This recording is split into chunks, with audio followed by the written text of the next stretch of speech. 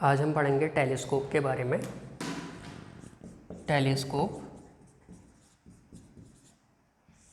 Telescope क्या होता है? टेलीस्कोप एक ऐसा ऑप्टिकल इंस्ट्रूमेंट है जिसकी हेल्प से हम डिस्टेंट ऑब्जेक्ट्स को, जैसे कि हेवनली बॉडीज जो होती हैं, जनरली स्टार्स हैं, प्लैनेट्स हैं, इनको देखने के लिए हम जिस ऑप्टिकल इंस्ट्रूमेंट का यूज़ करते हैं उसको हम टेलीस्कोप कहते हैं। तो टेलीस्कोप क्या हुआ? It is used to observe magnified images of distant objects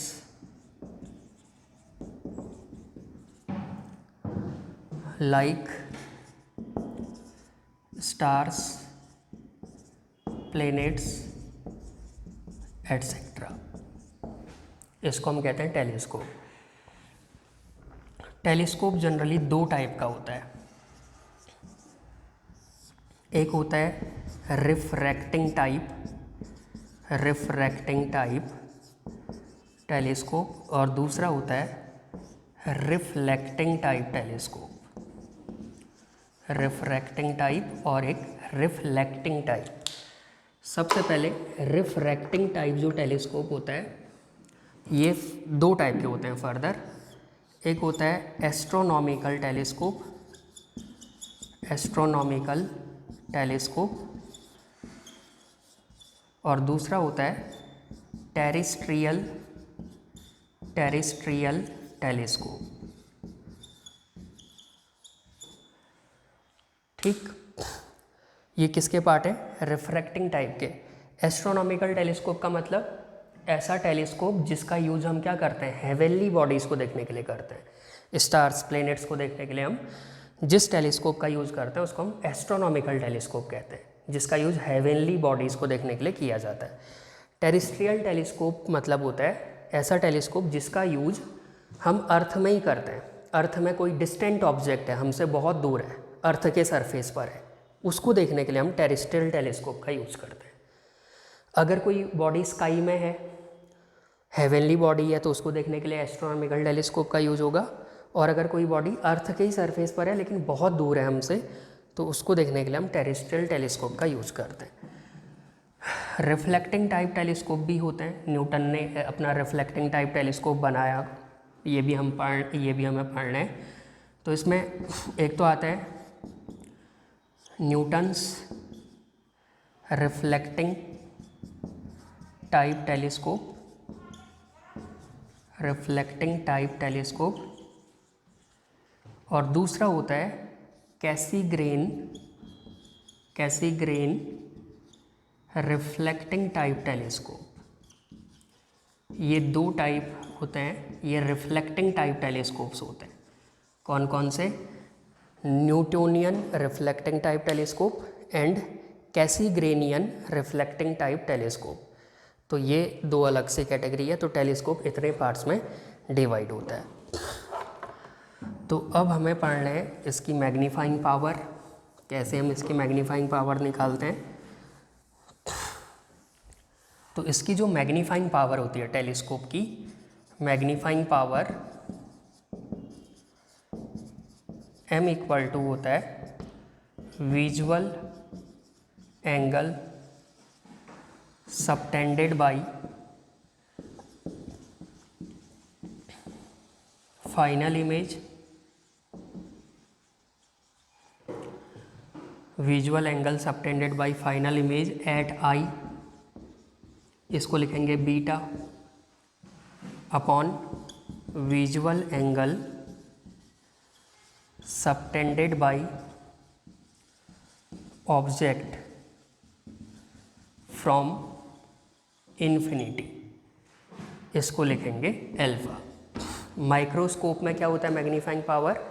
microscope के लिए भी यही फॉर्मूला होता है, visual angle subtended by final image at I upon visual angle subtended by object kept at least distance. यहाँ पर ऐसा नहीं है, यहाँ पर visual angle subtended by object कहाँ से? इन्फिनिटी से, क्योंकि हम जिन ऑब्जेक्ट को देख रहे हैं टेलीस्कोप की हेल्प से वो हमसे कितनी दूर है? इन्फाइनाइट डिस्टेंस पर है, बहुत दूर की ऑब्जेक्ट को हम देखते हैं तो इसलिए यहाँ पर हम विजुअल एंगल कहाँ से लेते हैं, इन्फिनिटी से, किसका, ऑब्जेक्ट का, और इमेज का फाइनल इमेज जहाँ पर बनेगी वहाँ से वो बीटा एंगल बनाएगी। इसी को हम क्या भी लिखेंगे, tan beta upon tan alpha.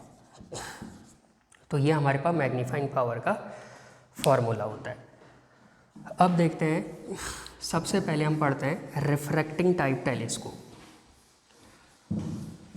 और वो भी कौन सा, एस्ट्रोनॉमिकल। ठीक है, तो हमने पढ़ना है astronomical refracting type telescope. Astronomical मतलब ऐसा टेलीस्कोप जिसका यूज हम क्या कर रहे हैं, किसी हेवनली बॉडीज़ को देखने के लिए कर रहे हैं जो बॉडी स्काई में। ठीक है ना। तो सबसे पहले कंस्ट्रक्शन, ये भी 2 लेंसेज का एक सिस्टम होता है, जैसे कंपाउंड माइक्रोस्कोप था। यहाँ पर ये एक कॉन्वेक्स लेंस होता है, ये कॉन्वेक्स लेंस, ये large focal length and large aperture का होना चाहिए, large focal length and large aperture. इसको कहते हैं ऑब्जेक्टिव लेंस। क्या कहते हैं, ऑब्जेक्टिव लेंस। इसके सामने ऑब्जेक्ट होगी। ठीक, कंपाउंड माइक्रोस्कोप में जो ऑब्जेक्टिव लेंस था वो कैसा था, small focal length and small aperture का था, लेकिन टेलीस्कोप में जो ऑब्जेक्टिव लेंस होता है वो large focal length and large aperture का होता है। क्यों होता है, इसका फ़ायदा अभी आगे देखेंगे। ठीक, दूसरा लेंस होता है, ये भी कॉन्वेक्स लेंस है। यहाँ से हम देखते हैं, हमारी आईज इस साइड होंगी, तो ये आई के क्लोज होता है, इसको आई पीस कहेंगे। इसकी जो फोकल लेंथ होगी ये इससे काफ़ी कम होगी, तो ये small focal length and small aperture का होता है, इसको बोलेंगे आई पीस। और दोनों लेंसेस एक लॉन्ग ट्यूब के अंदर फिटेड होते हैं, जैसे कंपाउंड माइक्रोस्कोप में होता है, और दोनों लेंसेस के बीच की डिस्टेंस को हम एडजस्ट कर सकते हैं। ये दोनों लेंसेस के बीच की डिस्टेंस है L, इसको चेंज किया जा सकता है। तो जो कंपाउंड माइक्रोस्कोप था उसका उल्टा कॉन्फ़िगरेशन है, लेकिन कंपाउंड माइक्रोस्कोप को उल्टा रख के वो टेलीस्कोप नहीं बन सकता। ठीक है, तो टेलीस्कोप में क्या होता है, जो ऑब्जेक्टिव लेंस है वो लार्ज फोकल लेंथ और लार्ज एपर्चर का होगा, और जो आईपीस होता है वो small focal length and small aperture का होता है, और दोनों कॉन्वेक्स लेंसेज होते हैं। तो अब इसकी मैग्नीफाइंग पावर हम निकालते हैं। 2 केसेस चलेंगे।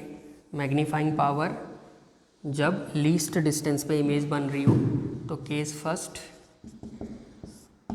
मैग्नीफाइंग पावर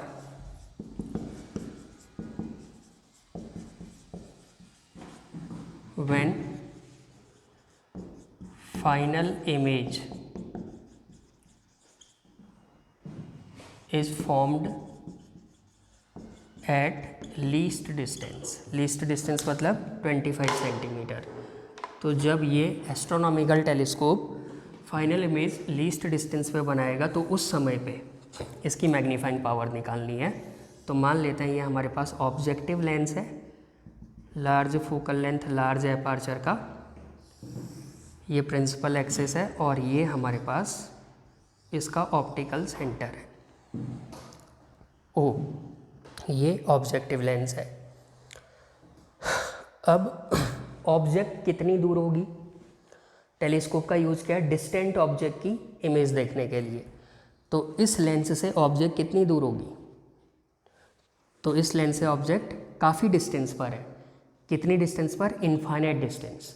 इनफाइनाइट डिस्टेंस का मतलब जो इसकी फोकल लेंथ है, इसकी फोकल लेंथ के कंपैरिजन में ऑब्जेक्ट बहुत दूर होगी, तो उसको हम क्या बोलेंगे, इनफाइनाइट डिस्टेंस।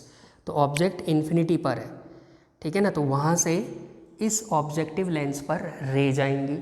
और हम जानते हैं अगर ऑब्जेक्ट इन्फिनिटी पर हो, अगर ऑब्जेक्ट बहुत दूर है, इन्फिनिटी पर है, तो वहाँ से कैसी रेज आती हैं, पैरेलल।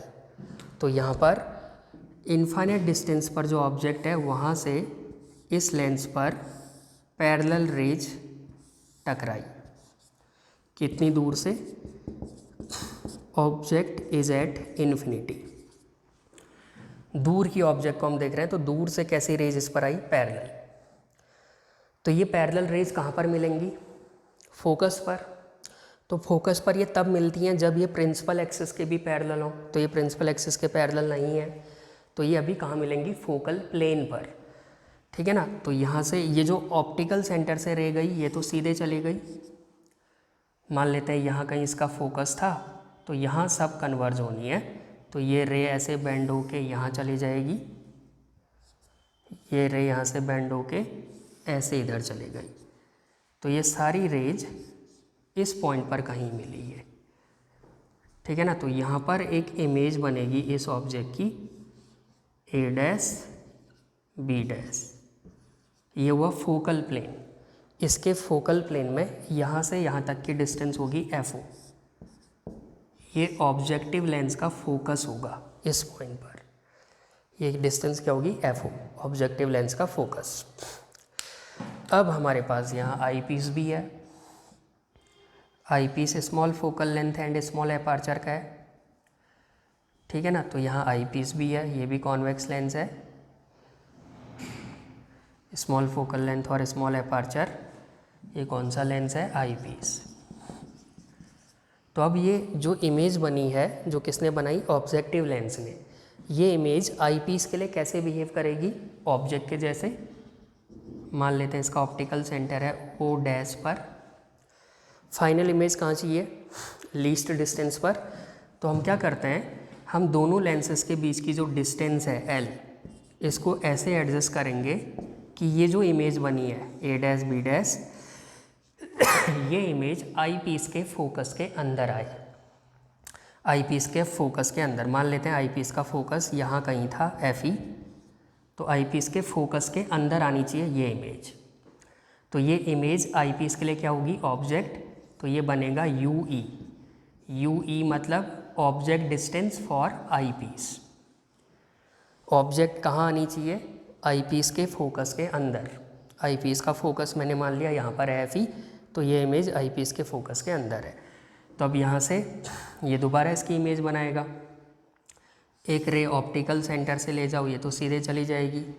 दूसरी रे पैरेलल ले जाओ, तो ये कहीं ऐसे इधर जाएगी। तो यहाँ ये रेज नहीं मिलेंगी, डाइवर्जिंग होंगी। तो इनको हम पीछे बढ़ाते हैं। तो इनको पीछे बढ़ाओगे तो कहीं यहाँ फाइनल इमेज ऐसे मिलेगी इस पॉइंट पर। ये हमें final image A double dash और ये पॉइंट B डबल डैश, यहाँ फाइनल इमेज बनी। और फाइनल इमेज कितने दूर बनी आई पीस से? 25 सेंटीमीटर, यानी कि D डिस्टेंस पर। ये रे डायग्राम है। अब हमें यहाँ पर इसका मैग्नीफाइंग पावर का फॉर्मूला डिराइव करना है। तो मैग्नीफाइंग पावर क्या है? 10 बीटा अपॉन 10 अल्फ़ा। बीटा क्या होता है? Angle subtended by final image at eye. यहाँ से ऑब्जर्वर देख रहा होगा, तो फाइनल इमेज ये बनी है। तो फाइनल इमेज ने आई पीस पर जो एंगल बनाया वो ये है बीटा। ठीक। Angle subtended by object from infinity. Object से, ऑब्जेक्ट कहाँ है? इन्फिनिटी पर। यहाँ से ये ऑप्टिकल सेंटर पर जो एंगल बनाएगी, ये एंगल कितना होगा? अल्फ़ा। ऑब्जेक्ट इन्फिनिटी से ऑप्टिकल सेंटर पर जो एंगल बनाएगी ये अल्फ़ा। अगर ये अल्फ़ा है तो ठीक इसके वर्टिकली अपोजिट ये वाला एंगल भी कितना होगा? अल्फ़ा। ठीक। लेकिन वो तो हम आई पे लेते हैं, आई तो वहाँ है, हम यहाँ दिखा रहे हैं, तो इससे इतना फ़र्क नहीं पड़ता। देखो, क्योंकि ऑब्जेक्ट बहुत दूर है। ऑब्जेक्ट अगर दूर है तो वहाँ से इसके ऑप्टिकल सेंटर पर जो एंगल बनेगा, लगभग वही एंगल इसके ऑप्टिकल सेंटर पर भी बनेगा। सपोज मेरे से बहुत दूर कोई ऑब्जेक्ट है, वो ऑब्जेक्ट को मैं देख रहा हूँ, मेरी आइज़ पर उस ऑब्जेक्ट ने 30 डिग्री का एंगल बनाया, और मेरे पास में कोई दूसरा खड़ा है तो उसकी आँखों पर भी वो ऑब्जेक्ट कितना एंगल बनाएगी? लगभग 30 डिग्री। इतना चेंज नहीं होगा। तो ये दोनों लेंसेज एक दूसरे के क्लोज होते हैं, ठीक है ना, और ऑब्जेक्ट बहुत दूर है, तो दूर की ऑब्जेक्ट इस ऑप्टिकल सेंटर पर जो एंगल बनाएगी लगभग वही एंगल इसके ऑप्टिकल सेंटर पर भी बनेगा, इसलिए हम अल्फ़ा यहाँ दिखा रहे हैं। तो अल्फ़ा जितना इसके लिए होगा उतना ही उसके लिए भी होगा, ठीक है। तो यहाँ से हम 10 बीटा और 10 अल्फ़ा कैलकुलेट करते हैं।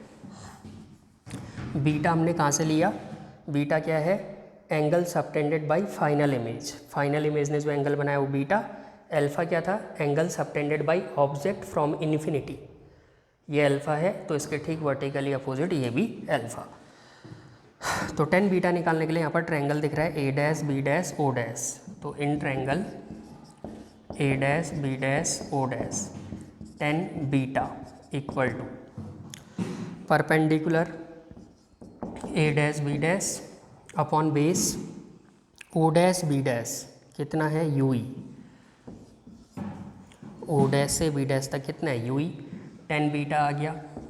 अब निकालते हैं 10 अल्फ़ा, अल्फ़ा ये है किस ट्रायंगल में, O B dash A dash, in triangle O B dash A dash 10 alpha, perpendicular इसके लिए भी ए डैश बी डैश है, अपॉन बेस कितने हैं ओ बी डैश, और ओ से बी डैश तक कितना है, ओ से बी डैश तक है एफ ओ के बराबर, तो ये आ जाएगा एफ ओ, इक्वेशन सेकेंड। तो हमें 10 अल्फ़ा 10 बीटा दोनों मिल गए। अब हम दोनों को क्या कर देते हैं, डिवाइड। तो अगर हम दोनों को डिवाइड कर देते हैं तो m equal to 10 beta upon 10 alpha, तो m इक्वल टू 10 बीटा से अगर 10 अल्फ़ा डिवाइड करें तो A dash B dash upon U E into F O upon A dash B dash, तो ये आ जाएगा F O upon U E, equation third. तो मैंने यहाँ से F O upon U E find out किया। अब हम क्या करते हैं, अब हम ये जो आई पीस है इसके लिए लेंस इक्वेशन लगाते हैं। For eyepiece according to lens equation, तो आई पीस के लिए अगर मैं लेंस इक्वेशन लगाऊं, lens equation 1/f equal to 1/v minus 1/u, eyepiece के लिए लगाना है तो F E U E V, तो 1/f E equal to 1/v, मतलब डिस्टेंस ऑफ इमेज, तो आई पीस ने इमेज कितने दूर बनाई d, और इंसिडेंट रे के अपोजिट है तो माइनस d, माइनस 1/u ई, u मतलब ऑब्जेक्ट, आई पीस के लिए ऑब्जेक्ट ये थी कितने डिस्टेंस पर u ई, और इंसिडेंट रे के अपोजिट तो माइनस u ई, तो 1/f ई इक्वल टू कितना 1/u ई माइनस 1/d, ठीक है। तो यहाँ से 1/u ई कितना आ जाएगा, 1/u ई अगर मैं निकालूँ तो ये आएगा 1/f ई प्लस 1/d, ठीक है। तो यहाँ से अगर मैं 1/u ई इक्वल टू, इन दोनों में 1/f ई कॉमन ले लें, 1/f ई कॉमन ले लें तो ये 1 plus F E upon D बचेगा, 1/f ई मैंने इन दोनों में कॉमन लिया तो 1/f ई कॉमन, तो यहाँ बचा 1, यहाँ एफ ई से मल्टीप्लाई तो एफ ई अपॉन कितना डी, तो ये आ गई 1/u ई की वैल्यू। इस 1/u ई की वैल्यू को इक्वेशन थर्ड में पुट कर देते हैं, 1/u ई की वैल्यू को कहाँ रख देते हैं, इक्वेशन थर्ड में। तो putting the value of 1/u E in equation third, putting 1/u E in equation third, तो इक्वेशन थर्ड क्या थी, एफ ओ, अब 1/u ई बचा, 1/u ई की जगह वो वैल्यू कितनी 1/f ई, 1 plus F E upon D, तो ये हमारे पास मैग्नीफाइंग पावर है एस्ट्रोनॉमिकल टेलीस्कोप की, जब फाइनल इमेज कहाँ बनी, लीस्ट डिस्टेंस पर।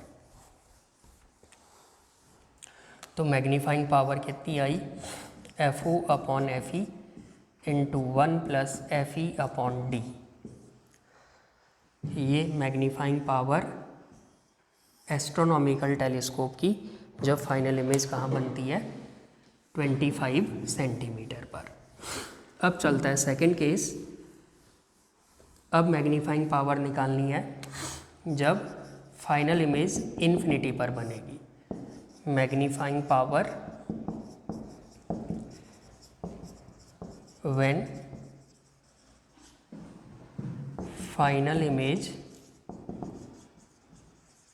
इज एट इन्फिनिटी, इसको बोलेंगे क्या, रिलैक्स्ड आई।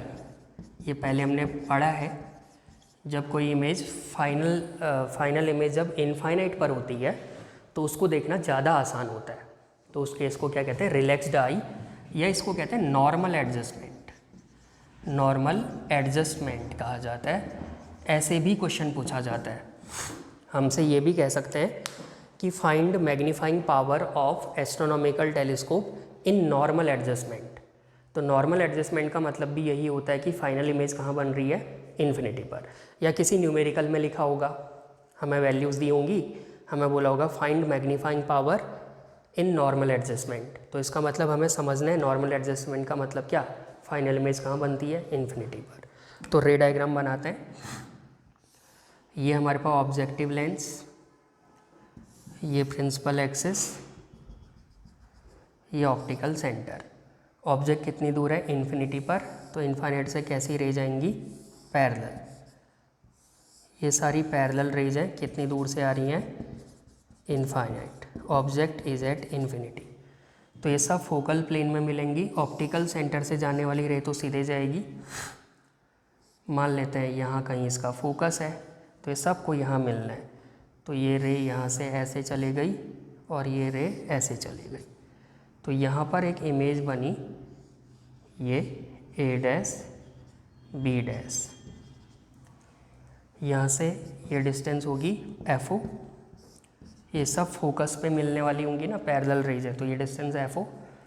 और यहाँ पर हमने रखी थी आई पीस, ये क्या है, आई पीस। ये इसका optical centre O dash, O dash, और दोनों लेंसेज के बीच की डिस्टेंस मान लेते हैं एल है, ठीक है। ये इमेज क्या होगी, आई पीस के लिए ऑब्जेक्ट। अब फाइनल इमेज कहाँ बनानी है हमें, इन्फिनिटी पर। तो ये इमेज इन्फिनिटी पर कब बनाएगा, जब ये ऑब्जेक्ट इसके फोकस पर आए। तो ये ऑब्जेक्ट आई पीस के फोकस पर होनी चाहिए, तो ये डिस्टेंस अब कितनी होगी, एफ ई के बराबर। ये आई पीस के फोकस पर आनी चाहिए, तब ये फाइनल इमेज कहाँ बनाएगा, इन्फिनिटी पर। एक रे को ऑप्टिकल सेंटर से ले जाओ और दूसरी रे ऐसे, तो ये पैरेलल रेज जाएंगी ऐसे, तो ये इन्फिनिटी की तरफ को मिलेंगी, इन्फिनिटी तक जाएंगी, तो फाइनल इमेज कहाँ बनेगी, इन्फिनिटी पर। अब निकालते हैं मैग्नीफाइंग पावर। तो सबसे पहले बीटा। बीटा क्या होता है, angle subtended bye final image. Final image infinity पर बन रही है, यहाँ से इसने जो एंगल बनाया ऑप्टिकल सेंटर पर, ये है बीटा। अल्फा क्या होता है, angle subtended by object from infinity. Infinity से ऑप्टिकल सेंटर पर इसने अल्फा एंगल बनाया, इसके ठीक वर्टिकली अपोजिट ये एंगल भी कितना, अल्फा। जितना यहाँ पर बनाया ऑब्जेक्ट ने एंगल, उतना ही यहाँ भी बनेगा, क्योंकि ऑब्जेक्ट क्या है, बहुत दूर है, और ये दोनों लेंसेज एक दूसरे के काफ़ी क्लोज होते हैं। तो सबसे पहले टेन बीटा निकालते हैं in triangle A dash B dash O dash. In triangle A dash B dash O dash, tan beta perpendicular upon base, तो A dash B dash upon base कितना, ओ डैश बी डैश, ठीक है ना। तो ये आ जाएगा A dash B dash upon O dash से बी डैश तक कितने हैं, एफ ई, तो ये आ जाएगा एफ ई, इक्वेशन फर्स्ट। अब निकालते हैं टेन अल्फा। अल्फा किस ट्रायंगल मारा है, A dash B dash O में, तो in triangle A dash B dash O, ये ओ डैश था, A dash B dash O, tan alpha perpendicular A dash B dash और base O B dash. O B dash कितना है, F O, तो ये आ जाएगा A dash B dash upon F O. तो टेन अल्फा टेन बीटा दोनों आ गए, तो मैग्नीफाइंग पावर क्या होती है, tan beta upon tan alpha. तो टेन बीटा से टेन अल्फा को डिवाइड करो, तो ये आ जाएगा F O upon F E. तो ये आ गई मैग्नीफाइंग पावर किस केस में, जब फाइनल इमेज कहाँ बनती है, इन्फिनिटी पर, यानी कि नॉर्मल एडजस्टमेंट में मैग्नीफाइंग पावर ये होती है टेलीस्कोप की, और जब फाइनल इमेज लीस्ट डिस्टेंस पे बनती है तो उस समय पे मैग्नीफाइंग पावर ये होती है। ठीक है, अब इसमें कुछ और बातें करते हैं। सबसे पहले ये जो एस्ट्रोनॉमिकल टेलीस्कोप होता है इसके एडवांटेज क्या होते हैं, तो इसमें दो अच्छे एडवांटेज हमारे पास होते हैं। देखो, सबसे पहला एडवांटेज, यहाँ पर जो हमने ऑब्जेक्टिव लेंस लिया, ऑब्जेक्टिव लेंस कैसा है, लार्ज एपर्चर का है। ऑब्जेक्टिव लेंस कैसा है, लार्ज एपर्चर। तो इससे क्या फ़ायदा होता है कि इस पे ज़्यादा लाइट रेज स्ट्राइक कर सकती हैं। ऑब्जेक्टिव लेंस लार्ज एपर्चर का है, तो लार्ज एपर्चर होने से क्या होता है, ज़्यादा लाइट रेज इस पर स्ट्राइक कर सकती हैं, ज़्यादा जगह है लाइट पड़ने के लिए, तो इसकी लाइट गैदरिंग पावर, लाइट को गैदर करने की पावर हाई होती है, लाइट गैदरिंग पावर ज़्यादा होती है। अब जितनी ज़्यादा लाइट उस पर पड़ेगी तो जो फाइनल इमेज होगी वो उतनी ही ज़्यादा इंटेंस बनेगी, तो इससे क्या होगा, इंटेंस फाइनल इमेज। तो ये इसका एडवांटेज है। क्या एडवांटेज है, क्योंकि जो ऑब्जेक्टिव लेंस है वो लार्ज एपर्चर का है, तो लार्ज एपर्चर की वजह से लाइट गैदरिंग पावर ज़्यादा होगी, ज़्यादा लाइट को इकट्ठा करेगा, जिससे कि फाइनल इमेज की इंटेंसिटी बहुत ज़्यादा होगी। लार्ज एपर्चर होने की वजह से रिजॉल्विंग पावर भी ज़्यादा होती है, रिजॉल्विंग पावर भी हाई होती है। ठीक, मतलब उस ऑब्जेक्ट के हर फाइन पार्ट को ये क्लियरली मैग्नीफाई करके दिखाएगा। रिजॉल्विंग पावर किस पे डिपेंड करती है, एपर्चर पर। एपर्चर जितना बड़ा रिजॉल्विंग पावर उतनी ज़्यादा, और लाइट गैदरिंग पावर भी किस पे डिपेंड करती है, एपर्चर पर। जितना बड़ा एपर्चर उतनी ज़्यादा लाइट को गैदर करेगा और उतनी ज़्यादा इंटेंस इमेज बनेगी। ठीक, ये यहाँ से पूछा जाता है। ड्रॉबैक्स भी हैं इसके। ड्रॉबैक की अगर बात करें तो मेन ड्रॉबैक क्या है, जो फाइनल इमेज होती है उसमें क्रोमेटिक एबेरेशन आता है। Final image consist chromatic and spherical aberration. Chromatic aberration भी होता है और स्फेरिकल एबेरेशन मतलब क्या होता है, डिफेक्ट, इमेज में आने वाले डिफेक्ट। तो यहाँ पर जो हमने ऑब्जेक्टिव लिया था, ऑब्जेक्टिव क्या है, लेंस है, कॉन्वेक्स लेंस। हर लेंस में क्रोमेटिक एबेरेशन होता है, तो यहाँ पर थोड़ा बहुत क्रोमेटिक एबेरेशन भी होता है फाइनल इमेज में, और स्फेरिकल एबेरेशन भी आता है। ये इसका मेन ड्रॉबैक है। इसको फिर सुधारा रिफ्लेक्टिंग टेलीस्कोप में। वहाँ पर हम लेंस नहीं यूज़ करते हैं रिफ्लेक्टिंग टेलीस्कोप में, वहाँ पर हम मिरर यूज़ करते हैं। तो मिरर में क्रोमेटिक एबेरेशन नहीं होता है, लेंस में होता है क्रोमेटिक एबेरेशन, मिरर में क्रोमेटिक एबेरेशन नहीं होता है। तो वहाँ पर उसका वो फ़ायदा रिफ्लेक्टिंग टेलीस्कोप से मिलता है।